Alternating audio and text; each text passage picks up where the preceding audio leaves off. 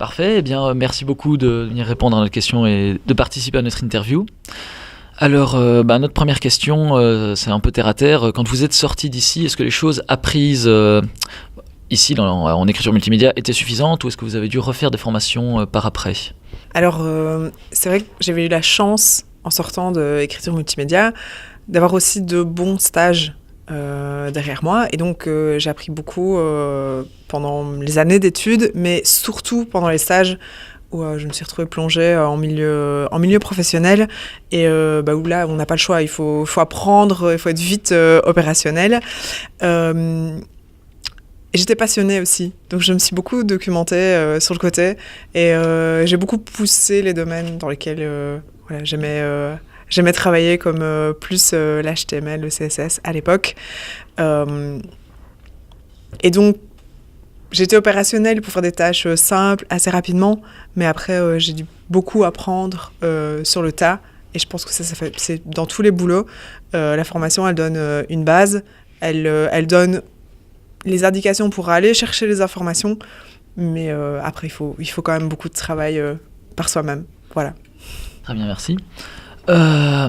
Deuxième question du coup, est-ce que votre métier était votre métier voulu à la base ou est-ce que vous vouliez faire autre chose à la sortie d'écriture multimédia ? Je me suis un peu laissée porter par les rencontres et de nouveau par les stages. Donc j'ai choisi écriture multimédia parce que ça me semblait innovant à une époque où on ne parlait pas encore du tout au numérique comme actuellement, donc c'était il y a 15 ans plus ou moins. Et puis j'ai trouvé ça chouette. J'ai eu la chance de finalement d'accrocher à tout ce qui était photo, vidéo, web. Et puis on m'a embauchée dans mon lieu de stage. Donc j'ai eu la vie facile. Et voilà, je souhaite que ça soit le cas pour tout le monde, mais moi, j'ai pas choisi de faire ce métier-là à la base, et puis je me suis retrouvée hyper confortable dedans, et puis j'ai fait évoluer ma carrière autour du numérique, mais j'ai pas fait tout le temps le même job. J'ai fait du web, de la vidéo, et puis maintenant de l'analyse au niveau numérique et de la gestion de projet. Donc voilà, j'ai un peu balayé plusieurs secteurs. Et du coup, pour un peu rebondir là-dessus, vu que vous avez fait beaucoup de choses, des choses très variées, la formation d'écriture multimédia qui elle-même est excessivement variée dans le domaine, vous a-t-elle servi pour ça ? Alors la formation en écriture multimédia, je pense qu'elle m'a servi pour chaque fonction que j'ai exercée. Donc la partie plus, on va dire, code, m'a servi quand je faisais des applications web. La partie audio, vidéo, photo m'a servi quand je travaillais dans une équipe communication. On faisait des petites capsules vidéo, des reportages, de la publication en ligne. Et maintenant, la partie gestion de projet, scénarisation aussi me sert beaucoup dans mon travail au quotidien pour mettre en commun différents acteurs, différents développeurs, intégrer des médias, prévoir des scénarios, que ce soit dans des applications mobiles ou web. Très bien. Encore une fois, une question sur votre métier. À refaire, est-ce que vous n'auriez pas aimé travailler à l'étranger ? Alors, travailler à l'étranger, je ne me suis jamais posé la question. Je vais me la poser maintenant. Je ne sais pas si ça m'avait apporté quelque chose d'autre, peut-être. Alors par contre, dans le cadre de mon job, j'ai fait un super voyage à San Francisco. J'ai eu l'opportunité d'y aller 10 jours pour aller rencontrer les startups de la Silicon Valley il y a 5 ou 6 ans. Et ça m'a fait du bien. Je crois que c'est dans le cadre d'une profession et d'un métier. C'est toujours bien de savoir ce qui se passe ailleurs. Et j'ai aussi la chance de pouvoir aller à des conférences ou à des événements à l'étranger régulièrement. Et ça fait du bien aussi parce que on peut confronter son job avec vraiment des gens de toute la planète ou en tout cas d'Europe. Mais j'avoue, je suis assez attachée à ma ville, qui est Liège, malgré que je ne travaille pas à Liège. Mais voilà, donc par confort, ça ne me tente pas spécialement.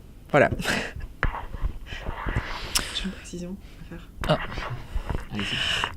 Et travailler à l'étranger, quand on parle de digital et de numérique, en fait, moi, mon boulot, avec une connexion Internet et un laptop, a priori, je peux le faire de n'importe où.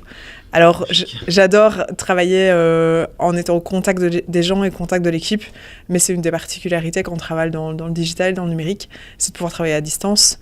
D'ailleurs, je le fais régulièrement. Donc voilà, finalement, on est connecté de partout et de nulle part, peu importe la géolocalisation. Mais en rapport justement avec le digital,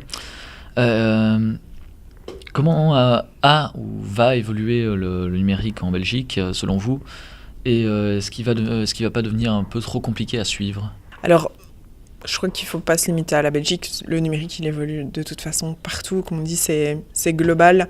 Ce qui influence le digital aujourd'hui, c'est les grosses entreprises là, qu'on appelle les GAFA. Donc, c'est Google, Amazon, Facebook, donc tout ce qui est e-commerce, réseaux sociaux, recherche, indexation, marketing, etc. Et qu'on le veuille ou non, ça influence tous les secteurs du digital aujourd'hui. Au niveau de la complexification du digital, c'est clair que c'est de plus en plus complexe de balayer tous les secteurs et toutes les orientations possibles et imaginables. On a la multiplication des devices et des écrans. Donc, on a à la fois, on doit adresser le public au travers d'un smartphone, au travers d'une tablette, au travers d'un écran de laptop, au travers d'objets connectés. Et ça, c'est une réalité à laquelle il faut faire face. Donc, les enceintes connectées, il y a la fourchette connectée, la brosse à dents connectée. Enfin, tout ça, ça va faire partie, je pense, de notre quotidien dans la profession. Et donc, il va falloir vraiment penser plus que des interfaces graphiques. C'est vraiment des interfaces au niveau son, au niveau du toucher. Il y a la réalité augmentée, l'intelligence artificielle. Effectivement, c'est un paysage qui est déjà très très complexe. Et donc, pour le moment, ce qu'on va arriver, c'est des spécialisations professionnelles. Donc, il y a vraiment des spécialistes en intelligence artificielle, des spécialistes en objets connectés, des spécialistes dans telle et telle technologie. Et je pense que la force de notre formation, qui est un peu touche à tout, c'est de pouvoir rassembler des équipes avec ces spécialistes, de les coordonner et de donner des directions à des projets digitaux, quels qu'ils soient.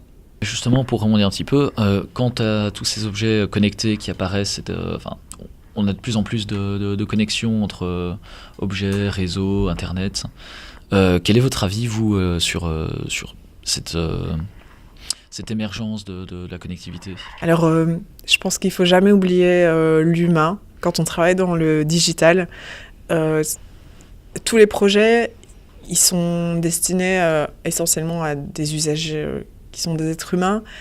Et donc le côté émotionnel et le côté humain ne doit pas être oublié dans les projets.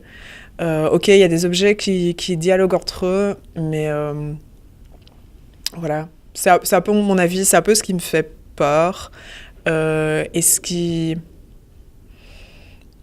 est génial en même temps, c'est que le dialogue humain-machine, machine-machine, humain-humain, tout ça, c'est en train de se mélanger.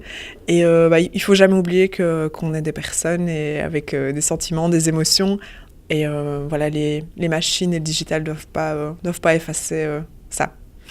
Très bien. Eh bien, une dernière question plus concernant l'entreprise dans laquelle vous travaillez. Quels sont vos futurs projets avec Digital Wallonia ? Alors là, pour Digital Wallonia, les projets, c'est de faire évoluer la plateforme vers de plus en plus de services. Donc là, jusqu'à il y a 3-4 mois, on était vraiment plus dans une plateforme qui délivrait de l'information et qu'on pouvait consulter. Maintenant, ce qu'on veut faire, c'est de l'ouvrir donc avec un espace connecté, sécurisé, pour que les utilisateurs puissent accéder à des services. Donc le premier service qu'on a lancé, ce sont des questionnaires en ligne, mais à terme, on aimerait vraiment multiplier ces services-là pour devenir une plateforme de référence et pour continuer à aider le citoyen, les entreprises et les autres acteurs, les communes, nos partenaires à venir interagir avec la plateforme et plus simplement la consulter. Et puis avec Digital Honey, on a plein d'autres projets aussi sur lesquels on travaille avec nos partenaires qui font sans cesse évoluer la plateforme. Et donc c'est jamais terminé. Du coup, merci beaucoup d'avoir répondu à nos questions. Et un petit mot pour la fin. Merci à vous de m'avoir accueilli. C'est toujours un plaisir de revenir en écriture multimédia. Et bon courage à tous pour la suite de votre parcours, quel qu'il soit. Voilà. Merci beaucoup.